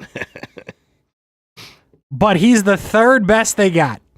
Now, there may only be 4 of them. I don't know. Bleak Bills might want to throw his hat in the ring Oh, there. shoot. I forgot about Rob. About Bleak Bills, yeah. Now, you may be no Rob. But you're the 4th best we got. Aren't there only 4 directors? No, there's 6. 6? Yeah. 4 of 6 ain't bad, buddy. Because one of them's new, right? Yeah. You definitely got him beat.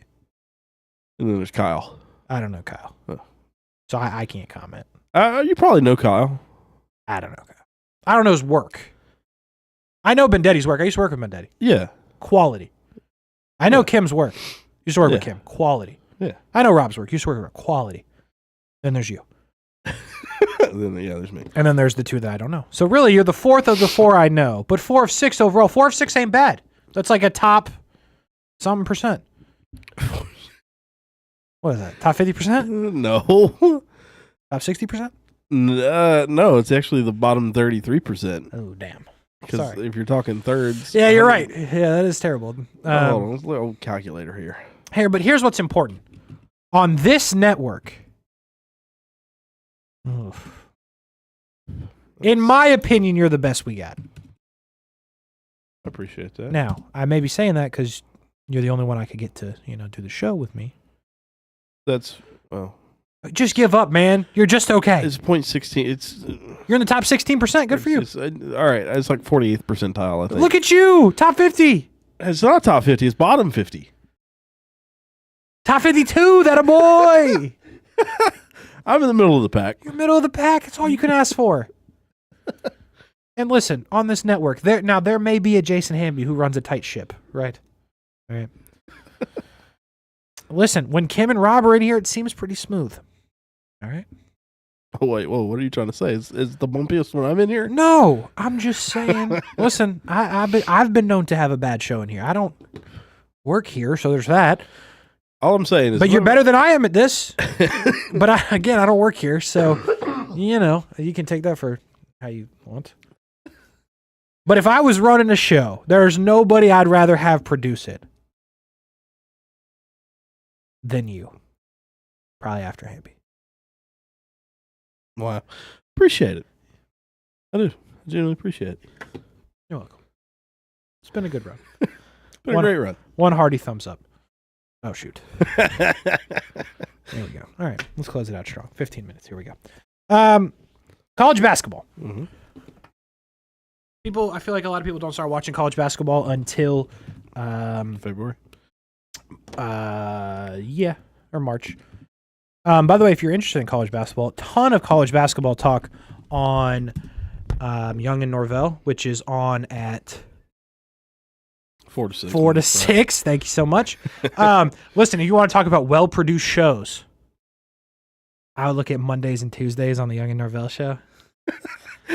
Boy, I've heard they're smooth. I don't know. I wonder who produces those. I don't know. But I've heard Young and Norvell show Mondays, Tuesdays, smooth sailing. That's what I've heard. No, we back. We're back. But anyway, a lot of college basketball talk with Terry Norvell and former Florida Gator basketball player Patrick Young. So a lot of college basketball there if you're interested in that. But at least for today, the SEC is so good at college basketball, by the way. Like, if you're not up with this, in terms of the top 25, and I don't have it in front of me, but this is just memory. In terms of SEC teams, you're talking Tennessee, you're talking Florida, you're talking Texas A&M, you're talking Ole Miss, you're talking Kentucky, Georgia. Who am I forgetting? Probably somebody. So I'm going to run it down here. Bottom of the top, Georgia at 23, Ole Miss at 21, Mississippi State at 15. Mississippi State, that's who I'm forgetting. A&M at 11. A&M. Kentucky at 8, Tennessee at 6, Florida at 5, Bama at 4, and Auburn at 1. Auburn, I'm forgetting the best team in the country. Auburn at 1. Yeah. SEC, all of a sudden, a very basketball conference. What happened, ACC? Yeah. What happened, Big Ten? I'm just kidding. The Big Ten very much represented. But SEC's been a lot of good basketball. Not and in the top 10. There's not a Big Ten team in the top 10.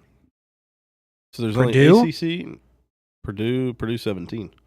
Oh, top 10. Sorry. Yeah. Sorry. I mean, they are representing the top 25. There are actually several when you get outside the top 10. Yeah, Oregon's in there. And Oregon at so you got Michigan State at 12, Illinois Oregon is at in 13, Purdue at 17, Illinois at 19, Michigan at 20. Huh.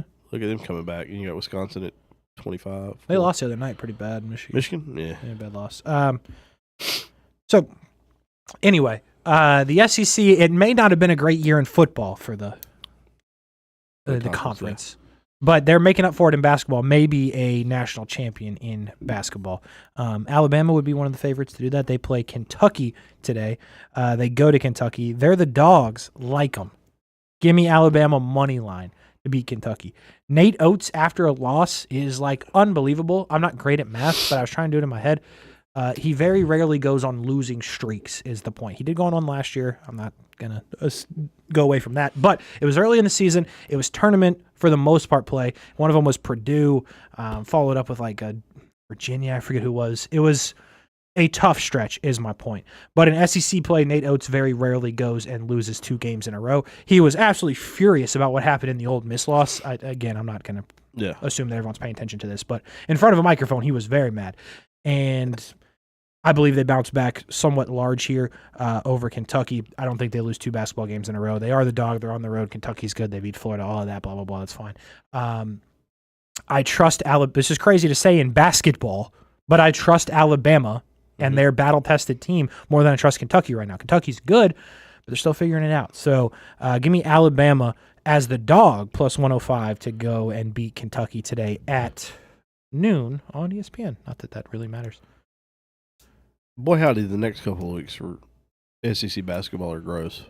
Now I'm looking only at the Tennessee schedule. Gross, you say? Gross in the sense of What do you got? It's just going to be like Rock'em Sock'em Robots. Oh, dude, it's against your own impossible. friends. It is impossible. So Tennessee plays Vandy today at 3:30. Whatever. They should win that.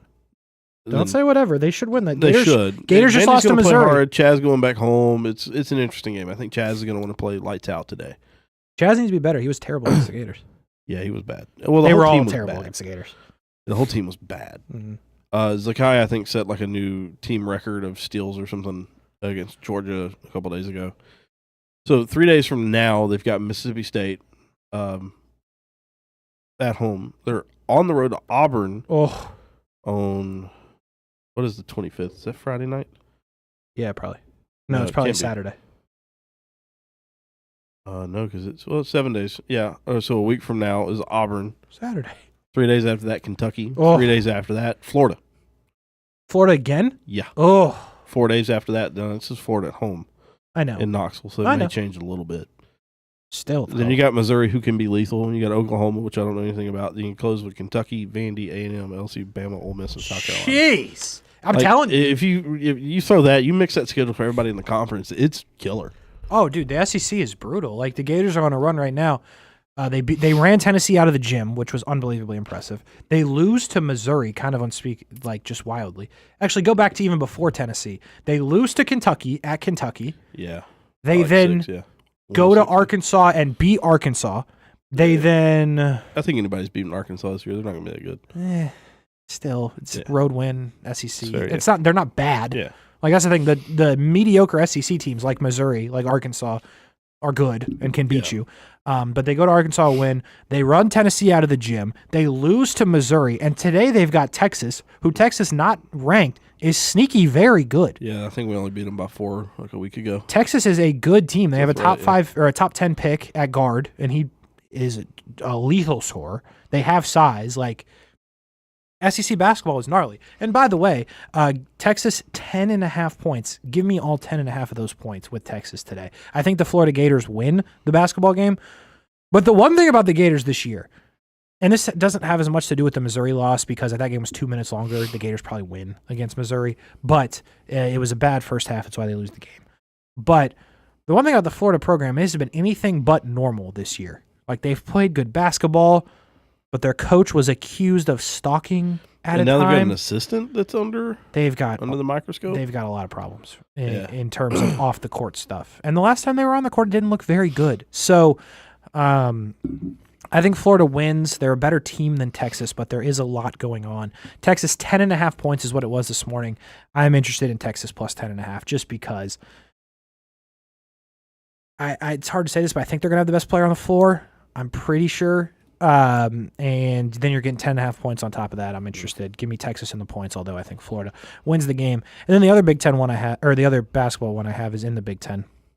Purdue, battle-tested college basketball blue blood Purdue going to Oregon.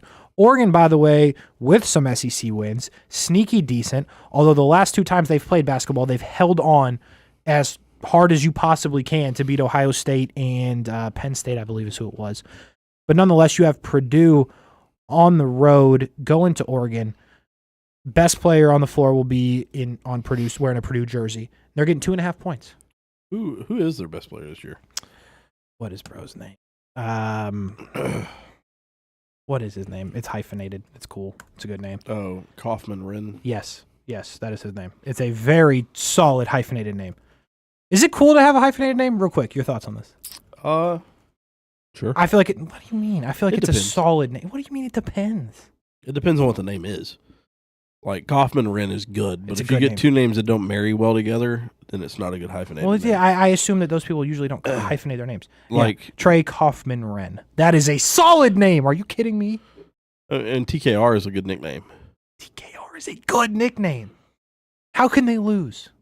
Just kidding. That's not why I'm backing them. But he's good. He rebounds. He can pass. Like, best player on the floor wears a Purdue jersey today, which I think is important in college basketball. It does not matter as much in college football.